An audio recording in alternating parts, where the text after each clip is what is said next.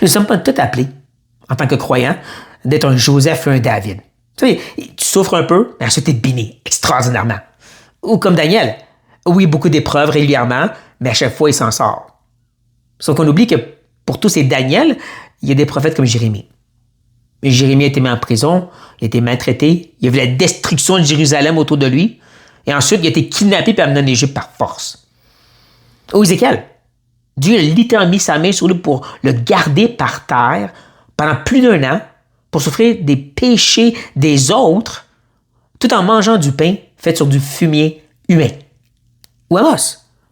Amos il a été forcé à prêcher, il était qu'un berger. Dieu lui a dit, va dans le royaume du Nord. Et rendu là, ils ont dit, t'es mieux d'arrêter, on va te tuer. Mais il dit, je peux pas. Parce que c'est Dieu qui me met ce message-là, je suis obligé. Et ça, oubliez Paul. Ouais, de quoi tu parles? Paul, il a fait des miracles extraordinaires. Arrêtez, non. Si vous lisez le livre de Actes attentivement, vous allez réaliser que Paul n'a pas fait autant de miracles que ça. Arrêtez, sa vie, c'était d'aller de ville en ville et prêcher l'Évangile. Et des fois, on l'attaquait, on maltraitait horriblement, au point même qu'il en était lapidé, et il continuait. Quand il passait par la Galatie, il est tombé tellement malade, il fallait qu'il reste là par force. Donc, il a prêché l'Évangile jusqu'à temps qu'il aille mieux, puis il s'en aille. Il n'y a rien de glorieux dans ça. Ça, c'est la réalité de Paul.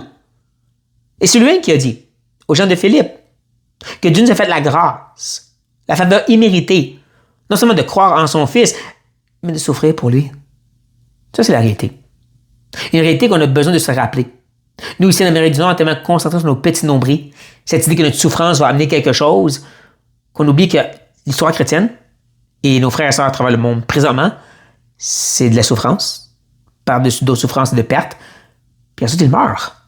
Et c'est pas d'être découragés et pessimistes, mais c'est de réaliser que oui, certains sont bénis après leurs épreuves, mais pour beaucoup d'autres, leur espérance, c'est après.